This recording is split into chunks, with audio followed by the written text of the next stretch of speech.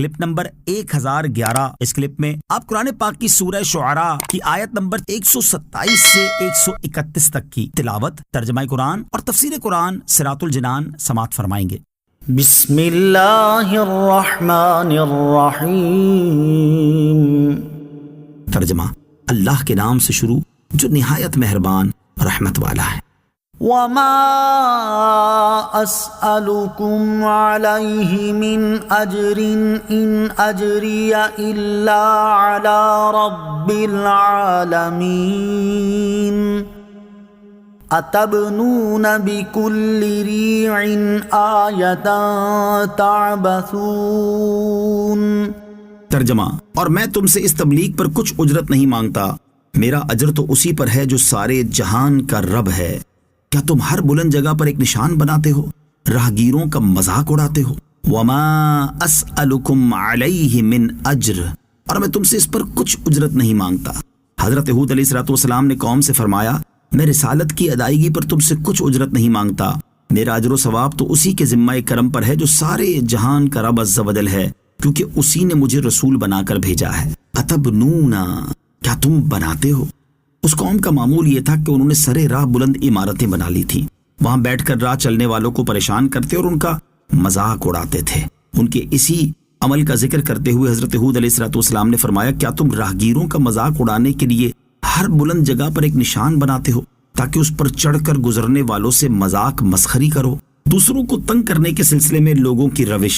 حضرت ہود علیہ السلام کی قوم کی اس روش کے نظارے ہمارے آج کے معاشرے میں بھی بکثرت دیکھے جا رہے ہیں، جیسے چوراہوں یا گلیوں میں کھڑے ہو کر وہاں سے گزرنے والوں کو تنگ کرنا، کسی معذور شخص کو آتا دیکھ کر اس کا مذاق اڑانا، راستے سے گزرنے والی خواتین پر آوازیں کسنا، راہ چلتی عورتوں سے ٹکرانا، کوئی راستہ معلوم کرے تو اسے غلط راستہ بتا دینا، راستے میں کوڑا کرکٹ پھینک دینا، گلیوں میں گندا پانی چھوڑ دینا، گلیوں میں کھدائی کر کے کئی دنوں تک بلا وجہ چھوڑے رکھنا، راستوں میں غیر قانونی تعمیرات کرنا، گلی محلوں میں کرکٹ یا کوئی اور کھیل کھیلنا اور غلط جگہ گاڑی پارک کر دینا وغیرہ۔ اللہ تعالیٰ مسلمانوں کو ہدایت عطا فرمائے۔ راستوں میں بیٹھنے سے متعلق حدیث پاک میں ہے، اور یہ حدیث بخاری شریف میں ہے۔ حضرت ابو سعید خدری رضی اللہ تعالی عنہ سے روایت ہے، رسول اللہ صلی اللہ تعالی علیہ وسلم نے ارشاد فرمایا، راستوں میں بیٹھنے سے بچو۔ لوگوں نے عرض کی، یا رسول اللہ صلی اللہ تعالی علیہ وسلم، ہمیں راستے میں بیٹھنے سے چارہ نہیں، ہم وہاں آپس میں بات چیت کرتے ہیں۔ فرمایا، جب تم نہیں مانتے اور بیٹھنا ہی چاہتے ہو تو راستے کا حق ادا کرو۔ لوگوں نے عرض کی، راستے کا حق کیا ہے؟ ارشاد فرمایا، نمبر 1 نظر نیچی رکھنا، نمبر 2 اذیت کو دور کرنا، نمبر 3 سلام کا جواب دینا، نمبر 4 اچھی بات کا حکم کرنا، اور نمبر 5 بری باتوں سے منع کرنا۔ ایک اور روایت میں راستے کے یہ 2 حق بھی بیان کیے گئے ہیں، نمبر 1 فریاد کرنے والے کی فریاد سننا، نمبر 2 بھولے ہوئے کو ہدایت کرنا۔ حضرت ابو ہریرہ رضی اللہ تعالیٰ عنہ سے روایت ہے، نبی کریم صلی اللہ تعالیٰ علیہ وسلم نے فرمایا کہ راستوں کے بیٹھنے میں بھلائی نہیں ہے مگر اس کے لیے جو راستہ بتائے، سلام کا جواب دے، نظر نیچی رکھے اور بوجھ لادنے پر مدد کرے۔ وَتَتَّخِذُونَ مَصَانِعَ لَعَلَّكُمْ تَخْلُدُونَ وَإِذَا بَطَشْتُمْ بَطَشْتُمْ جَبَّارِينَ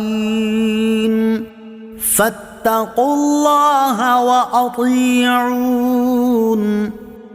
ترجمہ: اور مضبوط محل بناتے ہو اس امید پر کہ تم ہمیشہ رہو گے، اور جب کسی کو پکڑتے ہو تو بڑی بے دردی سے پکڑتے ہو، تو اللہ سے ڈرو اور میری اطاعت کرو۔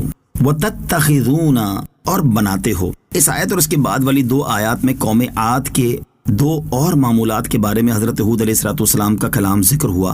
چنانچہ حضرت ہود علیہ السلام نے اپنی قوم سے فرمایا، تم اس امید پر مضبوط محل بناتے ہو کہ تم ہمیشہ رہو گے اور کبھی مرو گے نہیں، اور جب کسی پر گرفت کرتے ہو تو بڑی بے دردی کے ساتھ تلوار سے قتل کر کے اور درے مار کر انتہائی بے رحمی سے گرفت کرتے ہو، تو تم اللہ تعالیٰ کے عذاب سے ڈرو اور ان کاموں کو چھوڑ دو، اور میں تمہیں اللہ تعالیٰ کی وحدانیت پر ایمان لانے اور عدل و انصاف وغیرہ کی دعوت دے رہا ہوں، اس میں میری اطاعت کرو۔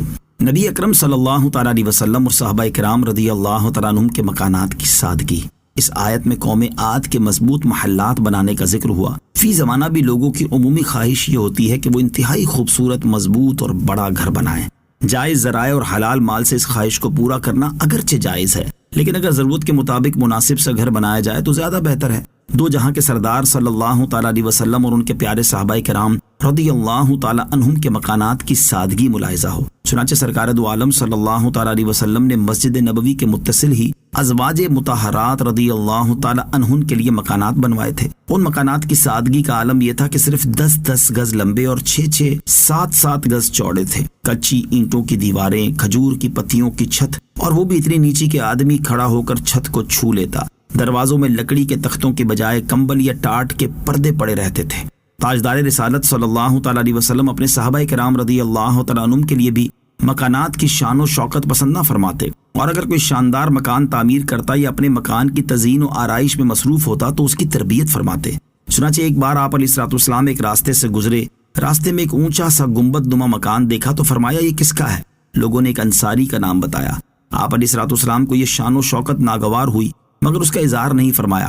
کچھ دیر بعد انصاری بزرگ آئے اور سلام کیا، لیکن آپ علیہ الصلوۃ والسلام نے رخ انور پھیر لیا۔ بار بار یہ واقعہ پیش آیا تو انہوں نے دوسرے صحابہ رضی اللہ تعالیٰ عنہم سے حضور انور علیہ الصلوۃ والسلام کی ناراضگی کا ذکر کیا۔ جب سبب معلوم ہوا تو انہوں نے اس قبے کو گرا کر زمین کے برابر کر دیا۔ حضرت عبداللہ بن عمر رضی اللہ تعالیٰ عنہما فرماتے ہیں، نبی کریم علیہ الصلوۃ والسلام میرے پاس سے اس وقت گزرے جب میں اور میری والدہ دیوار کی لپائی کر رہے تھے۔ حضور اقدس علیہ الصلوۃ والسلام نے فرمایا، اے عبداللہ یہ کیا کر رہے ہو؟ میں نے عرض کی، یا رسول اللہ صلی اللہ تعالیٰ علیہ وآلہ وسلم میں دیوار کو درست کر رہا ہوں۔ تاجدار رسالت صلی اللہ تعالیٰ علیہ وآلہ وسلم نے ارشاد فرمایا، موت اس سے زیادہ